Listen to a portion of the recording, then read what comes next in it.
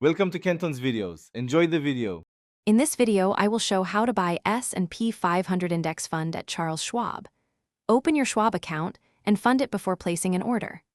I'll walk you through searching for the ticker, comparing expense ratios and minimums, and deciding between ETF orders or mutual fund purchases. I'll explain order types, cost considerations, and simple tips to get started confidently with small amounts and automatic investments. Let's compare options so you can pick the right S&P 500 product for your goals. Look at the ETF ticker for intraday trading and the index mutual fund for simplicity. Focus on the expense ratio, tax efficiency, and any account minimums. If you plan regular contributions, set up automatic purchases. I'll describe how to evaluate liquidity, bid-ask spreads, and costs to make a practical choice you can live with. If you're enjoying this guide, please subscribe and like so I can keep making helpful videos.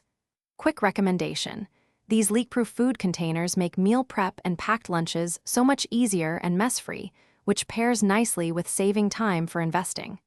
They stack well, seal tightly, and fit most fridge shelves. Check the description for the link and other deals, and now let's get back to the video. Now I'll explain the actual order process step by step so you can buy confidently. Search the Schwab ticker, choose Buy, and pick Market Order for speed or limit order to set a price. Enter shares for an ETF or dollar amount for a mutual fund, then review estimated costs and confirm. I'll cover timing considerations, settlement rules, and simple checks to ensure your order is placed correctly and securely.